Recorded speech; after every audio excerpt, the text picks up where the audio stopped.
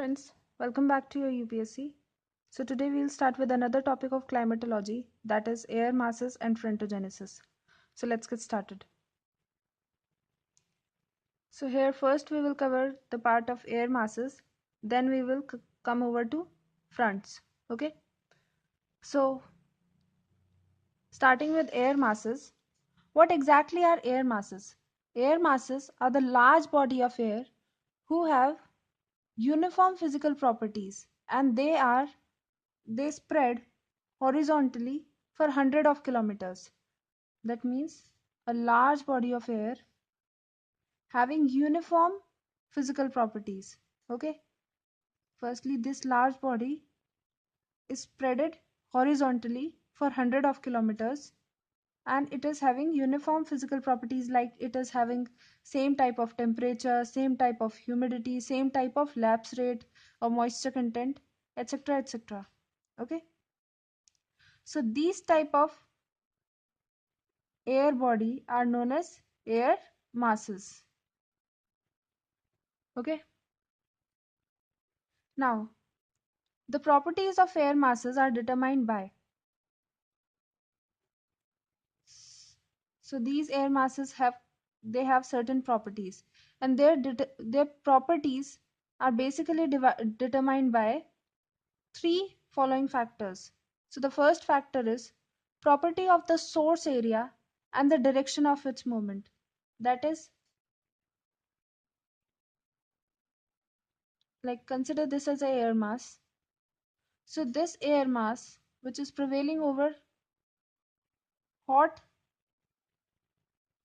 and dry area, so the characteristics of air mass will be hot and dry, that is warm and dry. Okay. And the direction of its movement, that means in which direction it is moving, either pole side, poleward side, or oceanic side. So in the direction which it is moving also determines the property of air mass. Next is changes introduced in the air mass during its journey away from the source area. So this is a air mass. It originated from this area, that is X. Now it is moving over to Y, or it is crossing Y to reach Z area. Okay. So during its journey, it will acquire some of the properties of Y. Like if this is warm and dry region, so this air mass will be warm and dry. But here what we see, it is a water body. Okay. Water body. So Y is a water body. So the air mass which was originated from X was warm and dry. So what will happen? It will get some moisture from Y region, and as it will reach Z region, it will be warm and humid type of air mass. Okay. Next determining feature is age of the air mass, like how long this air mass have existed. Okay. So these were the three properties which determines, okay, these were the three factors which determine the properties of air masses. Next we have source region. So what is source region? Source region is an extensive area. See, air mass is a large body of air, so it will need an extensive area for its origin. Okay. So it is an extensive area over which air mass originate or forms, and this extensive area is known as source region. Okay. Now, the nature of the source region is determined by the temperature and moisture content in the air mass. Sorry. See, the air mass is originating from this area only, this source region only. Okay, so this air mass will be containing or will be having the characteristic features of this source region. So if we want to determine how or what type of source region is from where this type of air mass has originated, then we can check its temperature and its moisture content. So if the temperature is warm and the moisture content is quite high, that means the source region must be warm and humid. Okay? So this is how we can determine the nature of source region. Now here are few essential conditions for ideal source region. So for having ideal source region, there must be extensive and homogeneous earth surface. Now extensive and homogeneous earth surface means that it should possess uniform temperature, moisture condition. The source region must be either land surface or oceanic surface. It can be anything. Okay, either it may be a water body or a land. Okay, because irregular topography and surface comprises of both land and water. So this cannot happen that it may be either a water body, a whole water body, or a whole land surface.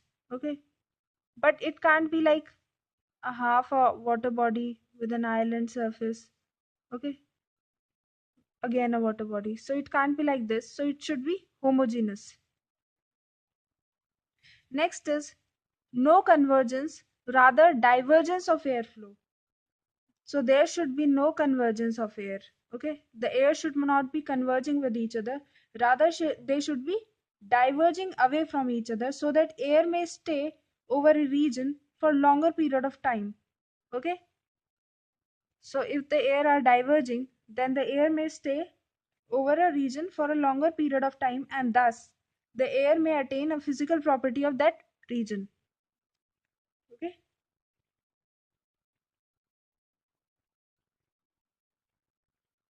next is atmospheric conditions should be stable. Now how they should be stable? So that the air, if they are considerably stable, like if we have stable atmospheric condition, then what will happen? The air mass will have quite ample of time to attain the property of that specific region. Okay, now there are six major regions of air masses on the earth's surface. First is polar oceanic area, second is polar arctic continental area, third is tropical oceanic area, fourth is tropical continental area, fifth is equatorial area, and sixth is monsoon land. Okay, now we will look into classification of air masses. So for classification of air masses, the fact should be considered that the weather condition or weather characteristics are properly represented and incorporated. So weather characteristics are like temperature, humidity, lapse rate, etc., etc., should be properly represented and incorporated. So for the classification of air masses, there are two approaches. Okay, so the first one is geographical classification and second one is thermodynamic modification and classification of air masses. Now we will come over to geographical classification. This classification is based on characteristic feature of the source region. So Trivartha has divided air masses on the basis of geographical location into two broad categories. So these two broad categories are polar air mass, which is represented by capital P. Then we have tropical air mass, that is represented by capital T. So these polar air mass, they originate in polar area, and the tropical air mass, as the name suggests, it originates in tropical area. Okay, now these two air masses are further divided into two types on the basis of nature of surface of source region, whether it is continental or oceanic surface. So the first one is continental air mass. So the continental air mass is represented by small c, and maritime air mass is represented by small letter m. Now it may be pointed out that the continental air mass get modified and transformed into maritime type. Okay, this continental air mass will transform into maritime type, as we have done that the area from which air mass is passing through also determines the characteristic of air mass. So now the continental air mass, when it passes through maritime air mass, it will convert into maritime type. Okay, but so the continental air mass can become maritime air mass, but the maritime air mass is seldom transformed into continental air mass while passing through the land surface. Okay, so continental air mass modifies, but maritime air mass does not modifies into continental air mass. Next we have, based on the above factors, okay, above facts, air mass can be classified into four types according to its geographical classification, that is continental polar air mass. So continental polar air mass are represented by small c then capital P. Okay. Next is continental tropical air mass, then is maritime polar air mass, and then maritime tropical air mass. Okay. Next classification is based on thermodynamic modification. So thermodynamic modification of air, it involves heating and cooling from below while passing through different surfaces away from the source region. So this is a air mass. Consider it to be warm and dry air mass. Okay. Now it is passing through a cold region. So this air mass will become cold and dry. Okay. So now this air mass, heating and cooling is involved from below. Okay. So there is exchange of energy or change in temperature. In this type of modification, there is a change in temperature of air mass while it is passing through different surfaces away from the source region. Okay. So here in this process, they modify the weather condition of the area traveled by them, and in turns they also get modified by the specific or the surface condition over which they move. So if it is warm and it is moving through a cold area, so it will turn this cold area into bit warmer area. Okay. And in exchange, it will itself turn into a cold air mass. Okay. Now, this type of modification, that is thermodynamic modification, depends on four factors. That is initial characteristics of air mass in terms of temperature or moisture content. Okay. So what was the initial characteristic? Second is nature of land or water surface over which a particular air mass moves. Okay. So whether the land is cold or dry, okay, cold or warm, okay, or if it is moving through oceanic surface, it is cold or warm. So this is nature of land or water surface over which the air mass is moving. The third factor is path followed by air mass from the source region to the affected area. Now what is the path that the air mass is following? Okay.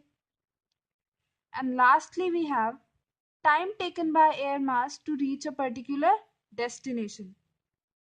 So these were the four regions on which, or the four factors on which the modification of air mass depends. So now these were the four factors on which the modification of air mass depends. So now consider the air mass coming from a cold area. Now if this air mass is moving through a warmer area, okay, so now its lower layer, the lower layer of atmosphere will become unstable. Why it will become unstable? Because of steepened lapse rate, okay, steepening of lapse rate and upward movement of air. Why the air will move upward?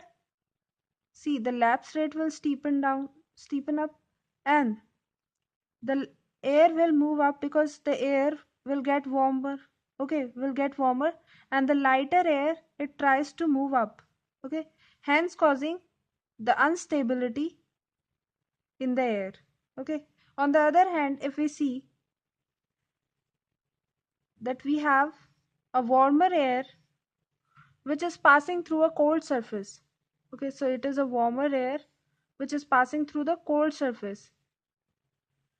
Now when this air it passed through cold surface, it becomes more cooler, okay, thus resulting into atmospheric stability and restricting upward movement of air. So now there will be no upward movement of air, and thus there will be no change. So here we will have changes in condensation, cloud formation and precipitation because the air will be unstable. And here we will have no change. That means the air is stable.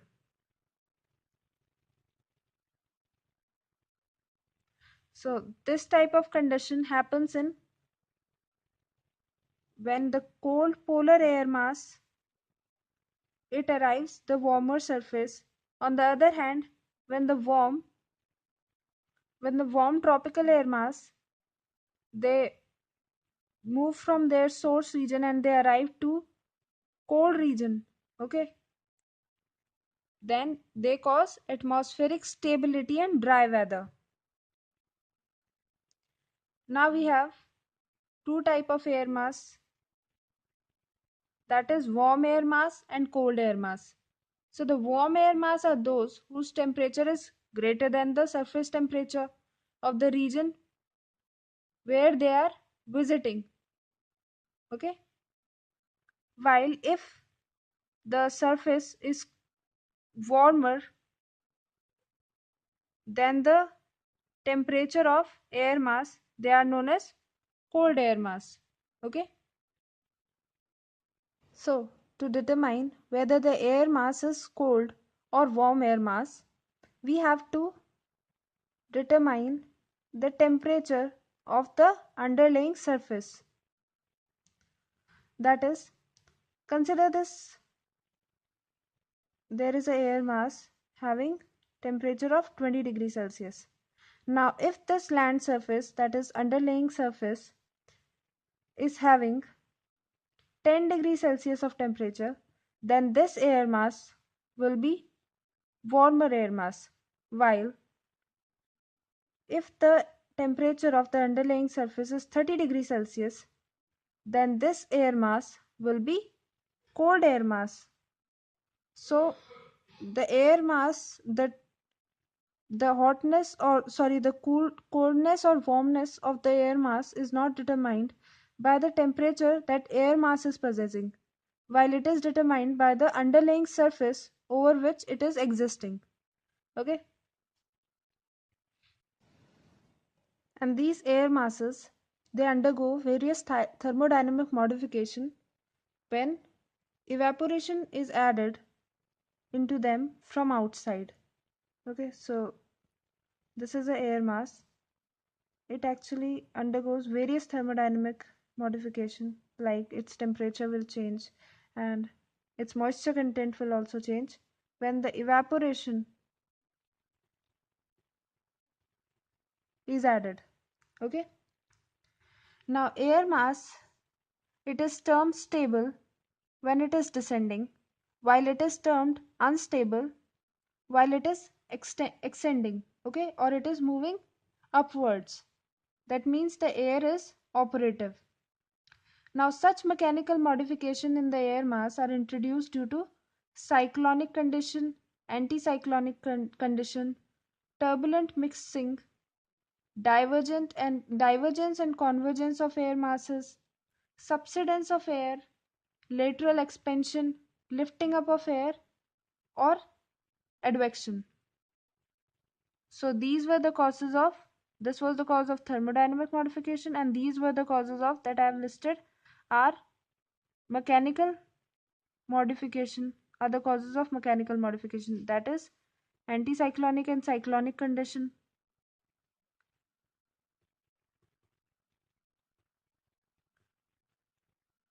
Then is turbulent mixing.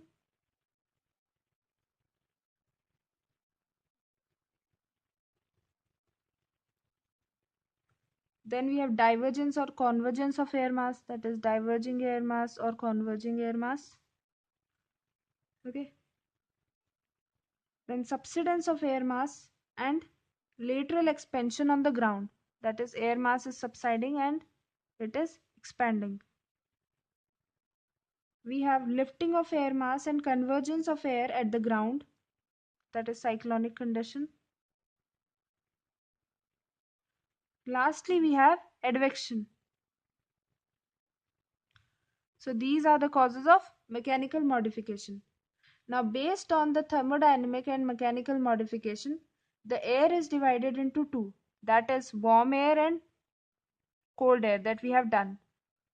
Now, this warm air and cold air are further divided into stable air masses and unstable air masses. So in total, we will have warm stable air mass. Okay, warm stable air mass. So warm stable air mass is, warm is determined represented by capital W, while cold is represented by capital K. Stable air mass is represented by small s, while unstable air mass is represented by small u.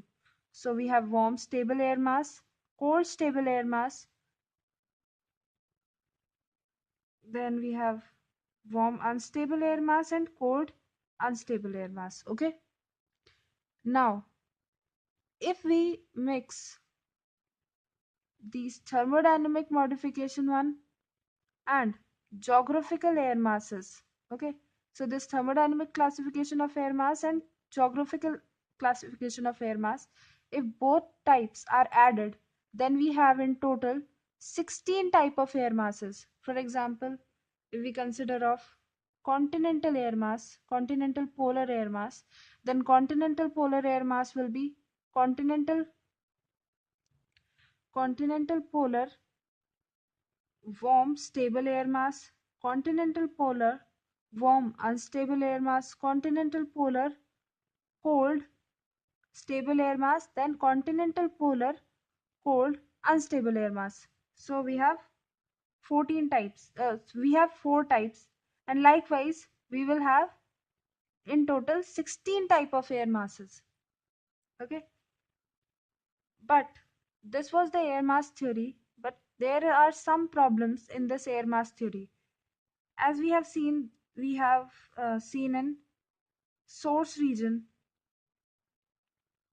So the source region, we have said that the ideal source region must be uniform. There must be uniformity in surface. But in real, there is no uniformity in surface. Okay. Next is the conditions of temperature. We can see any type of conditions. So these conditions, they vary from region to region. And there is transition in the area. Okay, we have climatic transition, climatic changes in the source region only, like when the sun is shining or when we have summer, then we have another type of climate. When we have winter, then we have another type of climate. Okay, so there are transitions in the source region only. So the air mass can't, we can't have any specific type of air mass in one region. Okay, so this was about air mass. Now we will come over to fronts. So fronts. What exactly are fronts? Fronts are sloping boundaries. Okay, they are sloping boundaries, either like this or like this, which separate two opposite air masses having contrasting characteristics. That means if we have warm and humid air mass here, then we will have cold and dry air mass here. Okay, so they are air masses of contrasting characteristics. And now the area of their convergence, that is the sloping boundary, is known as front, and their transitional zone is known as frontal zone or frontal surface, and the process associated with the creation of new front or regeneration of the existing one is known as frontogenesis, while the process in which the fronts are destructed or they are dead, this process is known as frontolysis. Okay, so that was about fronts introduction.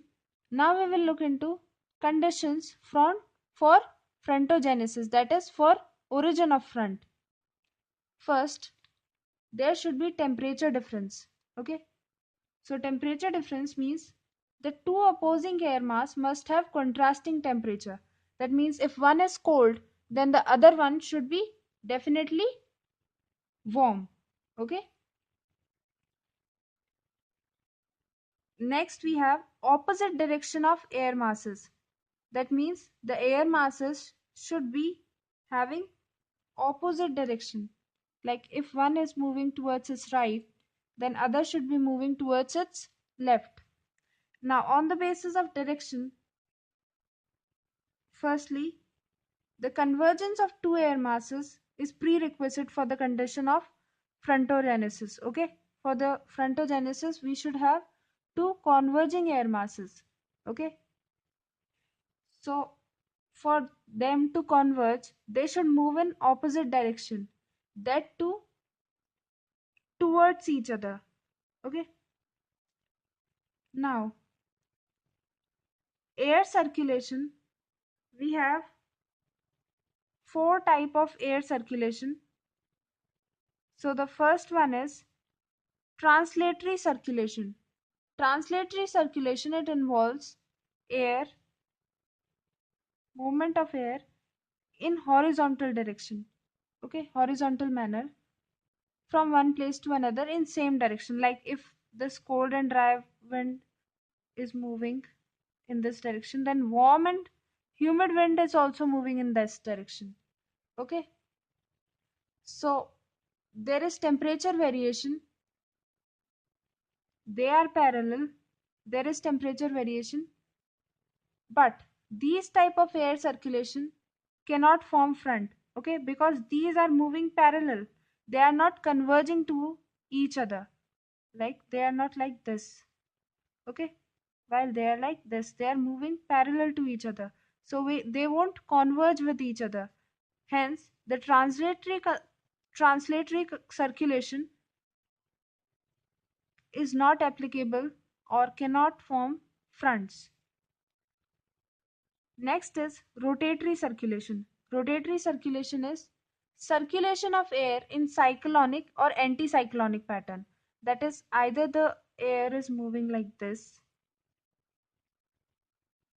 okay, either it is moving like this.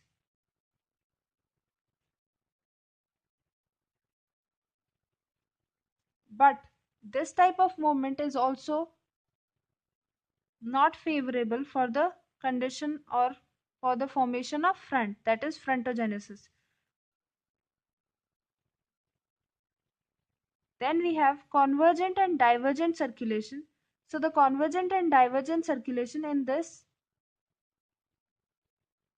the air mass, the air, they converge in one point, or in divergent one they diverge from one point. Okay, so if we consider the case of convergent circulation, so in convergent circulation we can have contrasting air masses that are moving towards each other in opposite direction, but they are not forming a plane, they are forming a point. Okay, so here also fronts can't be formed. Lastly, we have deformatory circulation. Now in deformatory circulation, there is convergence of two contrasting air masses in okay, so there is a convergence of two contrasting air masses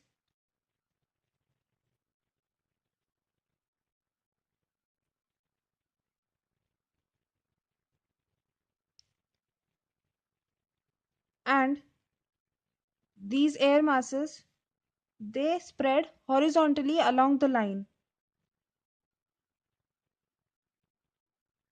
So these air masses, they spread horizontally along the line, which is called as axis of outflow,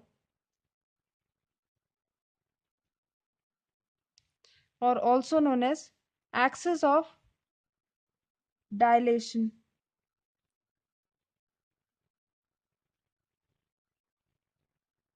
Okay, so we have axis of outflow or axis of dilation, and here we have two air masses that are converging, and these air masses having contrasting characteristics. Okay, now this type of air circulation is most favorable for frontogenesis. So we have deformatory air circulation, which is favorable one for the frontogenesis.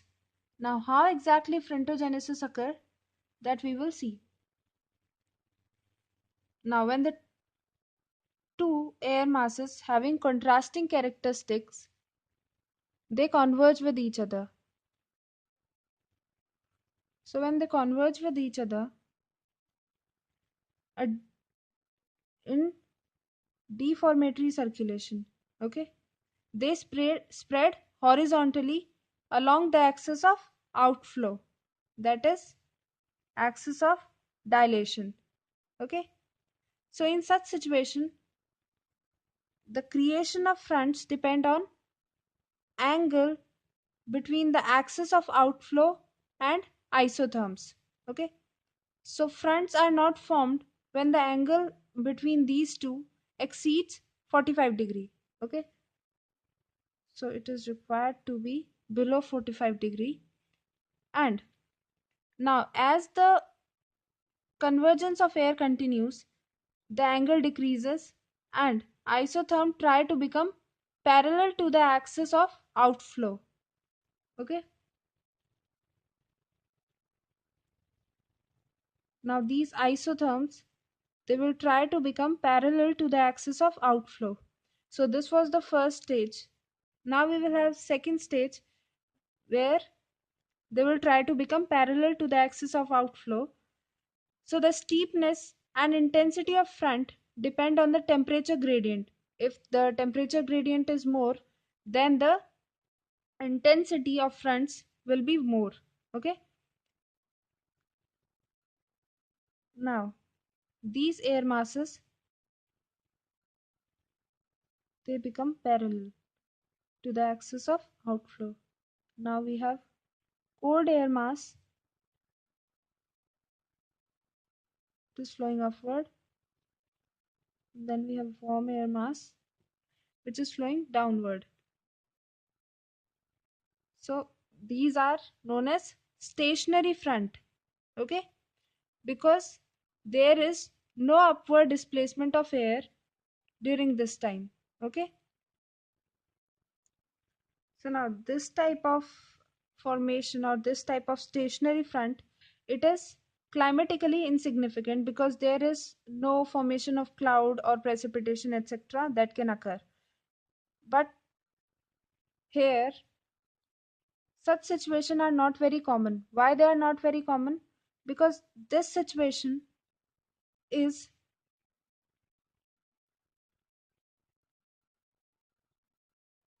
not permanent, as the two air masses or two converging or contrasting air masses are generally separated by the sloping boundaries. Now this boundary will become sloping boundary. Why it will become sloping boundary? Due to deflective force or Coriolis force of the earth. Now because of this Coriolis force, what will happen? I'm sorry, not like this. this will be the sloping boundary here because the cold air is moving in this direction. Okay, so the dense air mass, that is cold air mass, will push the lighter air mass, that is warm air mass, upward. So the warmer air mass will be pushed upward while the cold air mass will try to come or settle down below the warm air mass. Okay,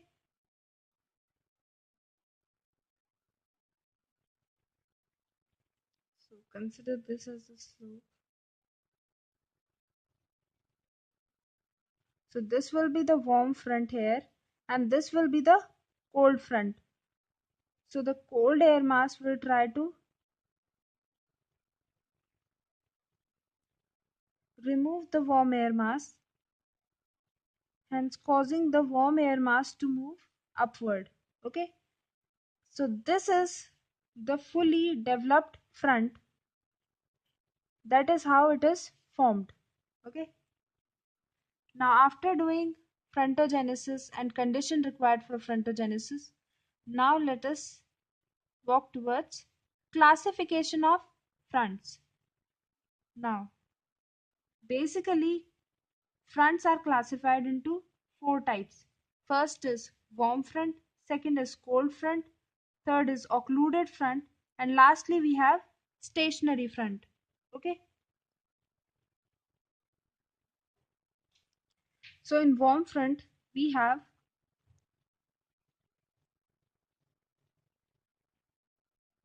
gently sloping frontal surface where the warm front or warm air mass is active. Okay, so it uplifts, it aggressively rises. Okay, so this warm air mass is aggressively rising over the cold dense air mass. Okay, and when this warm air mass is rising, when the warm air mass is aggressive, then we have formation of warm front. Okay, and in this type of air mass, the warm air, it cools down adiabatically, and because it cools down adiabatically, it saturates, and after condensation, precipitation will occur over a large area for several hours. Okay, so this warm front causes precipitation over a large area for several hours. So this was the cold front, this was the warm front where the warm air mass is aggressive. Okay, now we will have cold front. So cold front is when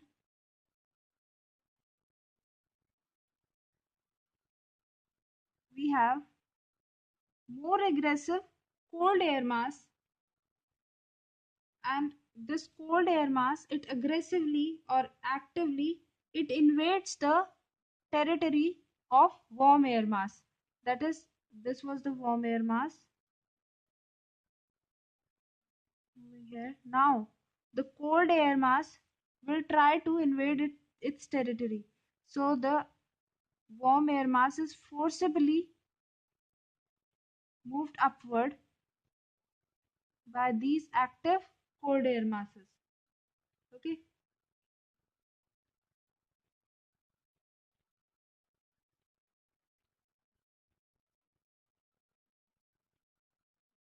now the slope of cold air mass is more than the slope of warm air mass, warm front. Why? Because see, the warm fronts are formed on the surface, so due to friction their speed will retard, while the cold air mass, they are formed above the surface, so they have more energy as compared to warm fronts. Okay, so because of this we have steeper slope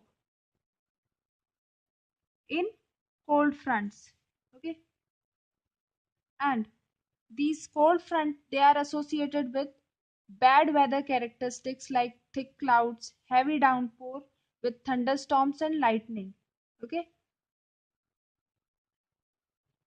And here we also have sometimes snowfall or hailstorms.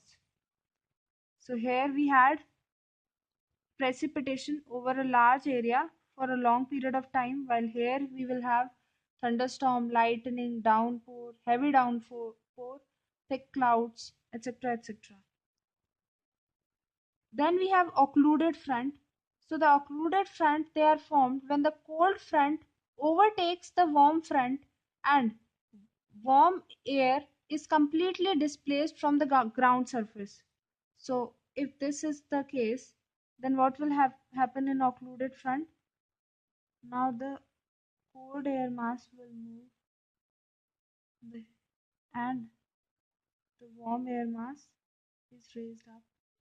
So it will move here. So this is the warm air mass and this is the cold air mass. Now the cold air mass have displaced the warm air mass from the ground surface. Totally, this warm air mass is removed from the ground surface. So this type of front are known as occluded front. Lastly, we have stationary front. So the stationary fronts, they are formed when the two contrasting air masses converge in such a way that they become parallel to each other. There is no accent of air. Okay, so these air masses, they become parallel to each other. This is a cold air mass and this is a warm air mass. Now neither the air is ascending. Okay, so the surface portion of the stationary front, it does not move either forward or backward. It remains as it is. Okay, so this was stationary front. Lastly, we have frontal zones. So frontal zones are basically, we have 6 frontal zones. So the first one is polar frontal zone. Polar frontal zone, it is also known as Atlantic polar front because the fronts are formed in northwestern part of Atlantic Ocean. Okay, just a second. So they are formed in northwest part of Atlantic Ocean.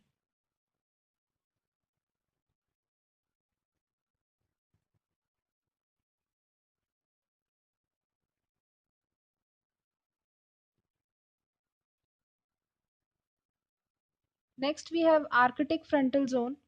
Arctic frontal zone, it is created in the Arctic area due to convergence of continental and maritime polar air masses. Okay,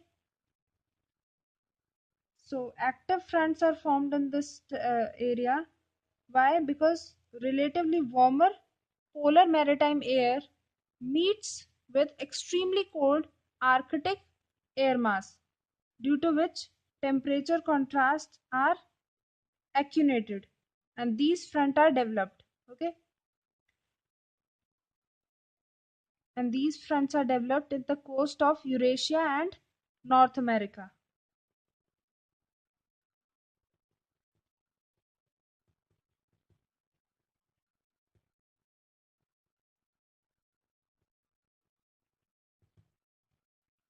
Then we have Mediterranean frontal zone.